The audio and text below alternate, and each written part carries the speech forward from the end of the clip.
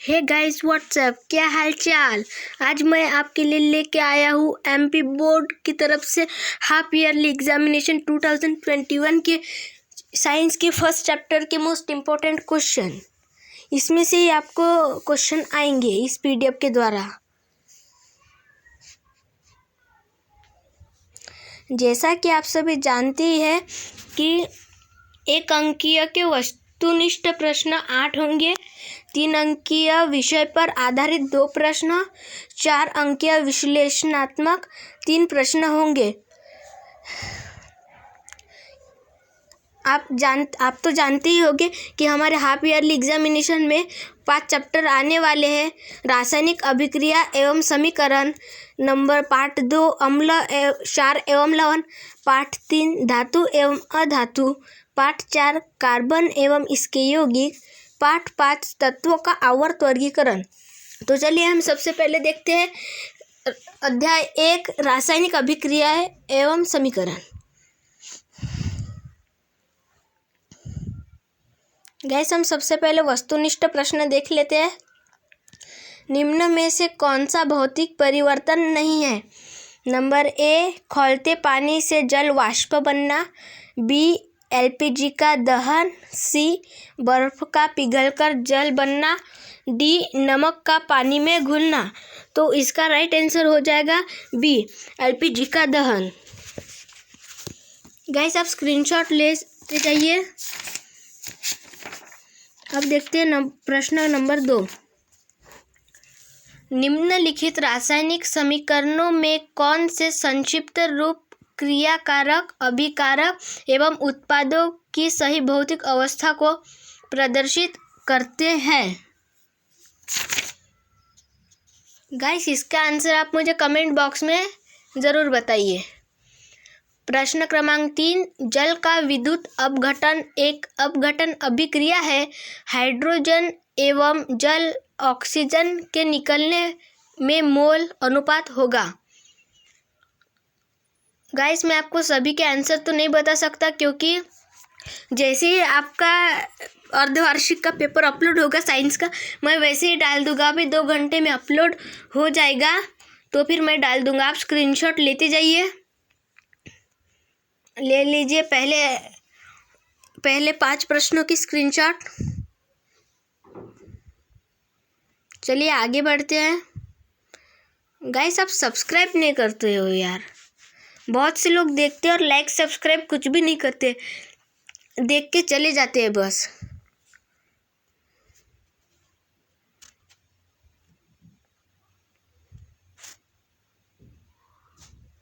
Guys इसमें आपको जितने भी क्वेश्चन दिख रहे हैं ये सब मोस्ट इम्पोर्टेंट है।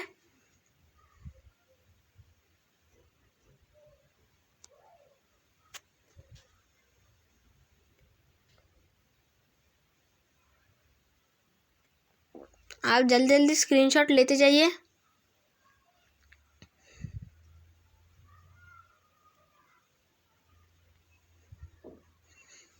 अब हमारे 30 ऑब्जेक्टिव क्वेश्चन हो गए। अब विषय पर आधारित नॉलेज ज्ञान परक 3 अंकीय प्रश्न।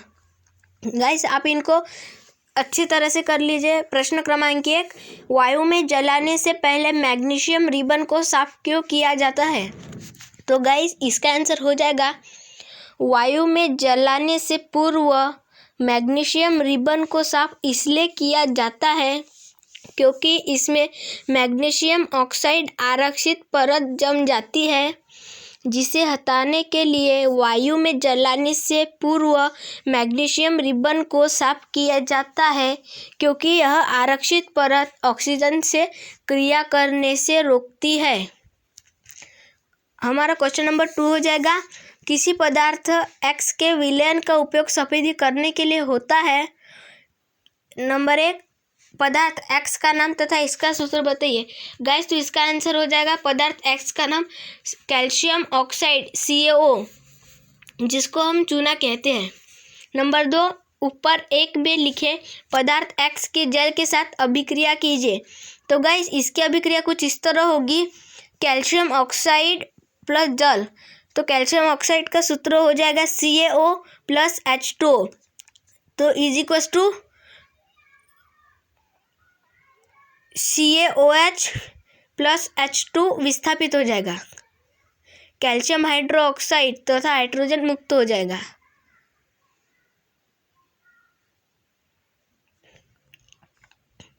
प्रश्न क्रमांक 3, ऊष्माक्षेपी एवं ऊष्माशोषी अभिक्रिया का क्या अर्थ है, उदाहरण दीजिए। तो ऊष्माक्षेपी अभिक्रिया गाइस आप नोटिस करते जाइए कि ऊष्माक्षेपी अभिक्रिया किसे कहते हैं। जब किसी रासायनिक अभिक्रिया में, गाइस आप नोटिस कीजिए, जब किसी रासायनिक अभिक्रिया में उत्पाद के साथ साथ ऊष्मा भी उत्पन्न होती है तो उसे ऊष्माक्षेपी अभिक्रिया कहते हैं। गाइस मैं एक बार फिर से रिपीट कर रहा हूँ, जिस रासायनिक अभिक्रियाओं में उत्पाद के साथ साथ ऊष्मा भी उत्पन्न होती है उन्हें ऊष्माक्षेपी अभिक्रिया कहते हैं। इसका उदाहरण हो जाएगा, उदाहरण प्राकृतिक गैस का दहन, CH4 plus O2 is equals to CO2 plus H2O। Guys अभी इसमें कार्बन संतुलित नहीं है तो हम CH4 के सामने भी 2 लगाएंगे और CO2 के सामने भी 2, जिससे यह समाप्त हो जाएगा और प्लस ऊष्मा, जिसमें से ऊष्मा निकलती है। तथा ऊष्माशोषी अभिक्रिया से आप क्या समझते हो? तो गाइस ऊष्माशोषी अभिक्रिया का आंसर हो जाएगा जिस रासायनिक अभिक्रिया में ऊष्मा का शोषण होता है ऊष्माशोषी अभिक्रिया कहलाती है। गाइस आप इन दोनों में कंफ्यूज मत होइए, बहुत से बच्चे इनमें कंफ्यूज होते हैं। ऊष्माशोषी अभिक्रिया का उदाहरण हो जाएगा चूने के पत्थर से चूने का निर्माण, CaCO3 is equals to CaO plus CO2। प्रश्न क्रमांक 4, श्वसन को ऊष्माक्षेपी अभिक्रिया क्यों कहते हैं, वर्णन कीजिए। गाइस इसका आंसर हो जाएगा, श्वसन एक मंद दहन ऑक्सीकरण की अभिक्रिया है जिसमें भोज्य पदार्थ अर्थात ग्लूकोज का ऑक्सीजन के द्वारा ऑक्सीकरण होकर कार्बन में ऑक्साइड जल वाष्प एवं ATP के रूप में ऊष्मा या ऊर्जा निकलती है, इसलिए इसे ऊष्माक्षेपी अभिक्रिया कहते हैं। अब हमारा अगला प्रश्न हो जाएगा, विस्थापन एवं द्विविस्थापन अभिक्रियाओं में क्या अंतर है, इन अभिक्रियाओं के समीकरण लिखिए। तो गाइस विस्थापन अभिक्रिया रासायनिक अभिक्रियाओं में जब यौगिकों से कम क्रियाशील तत्वों को हटाकर अभिकर्मक यौगिक का दूसरा तत्व उसका स्थान ग्रहण कर लेता है, विस्थापन अभिक्रिया कहलाती है। गाइस इसका उदाहरण हो जाएगा विस्थापन अभिक्रिया का, कॉपर क्लोराइड के विलयन में सीसा डालने पर लेड क्लोराइड बनता है तथा कॉपर लुप्त हो जाता है। इसका समीकरण हो जाएगा CuCl2 plus Pb is equals to PbCl2 plus Cu। Guys इसमें कॉपर क्लोराइड जलीय घोल है तथा कॉपर सॉलिड है, मतलब ये ठोस है। तो गाइस ये विस्थापन हो गई। अब द्विविस्थापन में अंतर देखते हैं। अभिक्रियाओं में अभिकर्मक में उपस्थित 2 यौगिकों के आयनों का आदान प्रदान होता है, द्विविस्थापन कहती है। गाइस एक बार फिर से देख लीजिए, ऐसी अभिक्रियाएं जिनके अभिकर्मक में उपस्थित 2 यौगिकों के आयनों का आदान प्रदान होता है द्विविस्थापन कहलाती है। तथा द्विविस्थापन का उदाहरण हो जाएगा गाइस, सोडियम सल्फेट के विलयन में बेरियम क्लोराइड का विलयन डालने पर बेरियम सल्फेट और सोडियम क्लोराइड प्राप्त होता है। इसका फॉर्मूला हो जाएगा समीकरण guys, Na2SO4 sodium sulphate plus barium chloride. Barium chloride का सूत्र है BaCl2 इज इक्वल्स टू बन जाएगा barium sulphate plus sodium chloride. Barium sulphate का सूत्र BaSO4 प्लस सोडियम क्लोराइड का NaCl, जिसे हम नमक भी कहते हैं। गाइस आप इस सब को नोटिस करते जाइए। अब प्रश्न क्रमांक 6, अवक्षेपण अभिक्रिया से आप क्या समझते हो? उदाहरण देकर समझाइए। तो गाइस, अवक्षेपण अभिक्रिया का उत्तर हो जाएगा, किसी द्रव विलयन में रासायनिक अभिक्रिया होने पर यदि कोई ठोस उत्पाद बनता है तो उसे ही अवक्षेपण कहते हैं। इसका उदाहरण हो जाएगा, यदि पोटेशियम क्लोराइड के जलीय विलयन में सोडियम नाइट्रेट AgNO3 का जलीय विलयन मिलाया जाता है तो देखा जाता है कि सफ़ेद रंग के एक ठोस पदार्थ का अवक्षेपण हो रहा है। अब अगला क्वेश्चन देखते हैं। क्वेश्चन नंबर 7, लोहे की वस्तुओं को हम पेंट क्यों करते हैं? तो गाइस, इसका उत्तर हो जाएगा, लोहे की वस्तुओं को हम संक्षारण से बचाने के लिए पेंट करते हैं ताकि उनमें जंग ना लगे। तो गाइस, इसका उत्तर बस इतना सा है। मैं रिपीट कर रहा हूँ, लोहे की वस्तुओं को हम संक्षारण से बचाने के लिए पेंट करते हैं ताकि उस पे जंग ना लगे।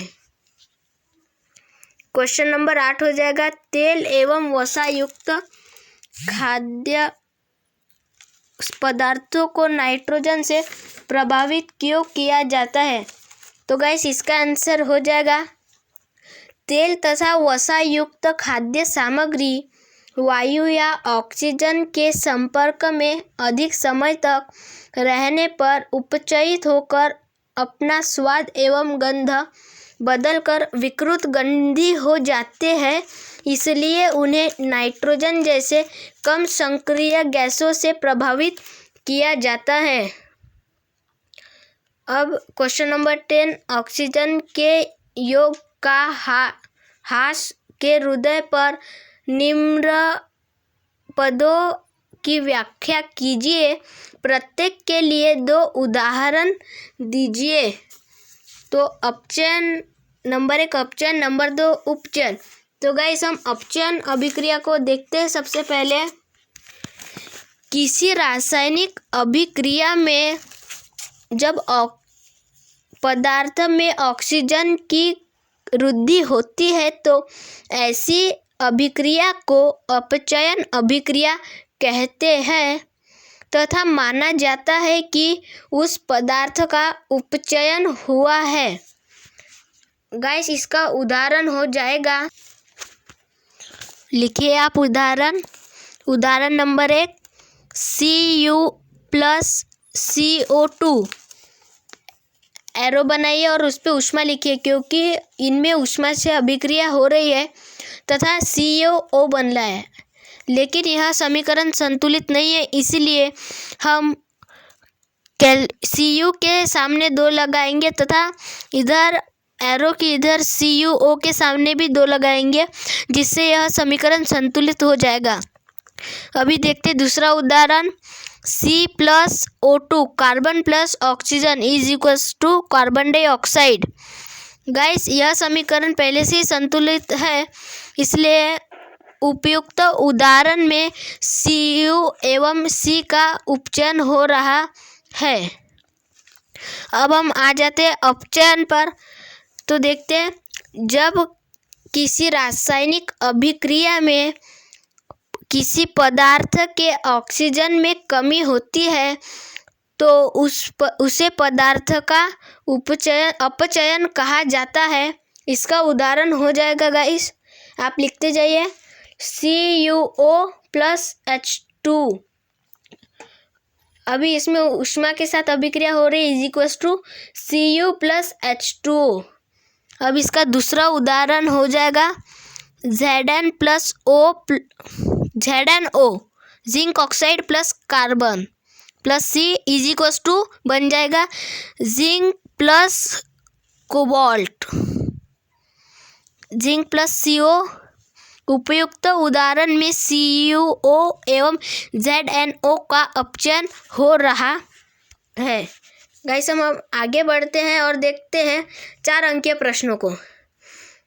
निम्न अभिक्रिया में अपचायक पहचानिए। तो गाइस इसमें जो भी अपचायक होगी वो आप मुझे कमेंट बॉक्स में ज़रूर बताइए। निम्न में से कौन सा परिवर्तन ऊष्माक्षेपी और कौन सा ऊष्माशोषी है? तो गाइस इसमें से फेरस सल्फेट का अपघटन ऊष्माशोषी अभिक्रिया हो जाएगी तथा सल्फ्यूरिक अम्ल का तनुकरण, नंबर बी वाला ऑप्शन, सल्फ्यूरिक अम्ल का तनुकरण, इसमें ऊष्माक्षेपी अभिक्रिया आ जाएगी। सी वाले इसमें सोडियम हाइड्रोक्साइड को जल में घोलना, यह भी एक प्रकार की ऊष्माक्षेपी अभिक्रिया है। तथा डी अमोनियम क्लोराइड को जल में घोलना, यह एक ऊष्माशोषी अभिक्रिया है। गाइस बहुत इजी ट्रिक है। ऊष्माशोषी और ऊष्माक्षेपी को कैसे पहचानते हैं? ऊष्माक्षेपी में जल के साथ क्रिया नहीं होती, लेकिन ऊष्माशोषी में जल के साथ क्रिया होती है, जिसमें आपको H2O देखने को मिलता है। तो आप समझ जाइएगा कि वह ऊष्माशोषी अभिक्रिया है। अब आगे देखते हैं। मैग्नीशियम की रिबन जब ऑक्सीजन में जलाई जाती है तो रोशनी के साथ सफ़ेदी यौगिक X बनाती है। अब यदि जलती हुई रिबन को नाइट्रोजन के जार में ले जाए तो यह जलती रहती है और एक यौगिक Y बनाती है। तो गाइस इसमें नंबर 1 है X एवं Y के रासायनिक सूत्र लिखिए। नंबर 2, जब X का जल में विलयन बनाया जाता है तो होने वाली अभिक्रिया का संतुलित रासायनिक समीकरण लिखिए। गाइस इसका आंसर आप हमें कमेंट में जाकर बताइए। देखते हैं कि हमारा चैनल देखने वाले लोग में से कौन कौन पढ़ाई करता है। आप कमेंट में ज़रूर बताइए इसका आंसर। अब हम आगे बढ़ते हैं। कॉपर नाइट्रेट के नीले रंग के चूर्ण को एक कथनली में गर्म करने पर काला कॉपर ऑक्साइड ऑक्सीजन गैस एवं ब्राउन गैस X प्राप्त होती है। इसमें ए ऑप्शन हो जाएगा। इस अभिक्रिया का एक संतुलित समीकरण दीजिए। ब्राउन गैस X की पहचान कीजिए। गाइस तो इसका आंसर भी आप हमें कमेंट में जाकर ही बताइए। गाइस आप इन सभी के स्क्रीनशॉट ले लीजिए। और अब हम अभी हम नेक्स्ट पार्ट में पढ़ेंगे अध्याय 2 अम्ल, क्षार एवं लवण। अगर आपको हमारी ये वीडियो पसंद आई तो लाइक, कमेंट और सब्सक्राइब ज़रूर करना। मैं अभी परसों जो साइंस का हाफ ईयरली एग्ज़ाम होने वाला है उसकी अपडेट आज रात को डाल दूंगा। गाइस ये सभी मैंने जो आपको बताया ये सब इम्पोर्टेंट क्वेश्चन है। अगर आपको 100 में से 80 मार्क चाहिए तो आप इन्हें ज़रूर पढ़िएगा तथा पेपर में जाने से पहले इसके एक बार रिवीजन कर लीजिए। Thanks for watching.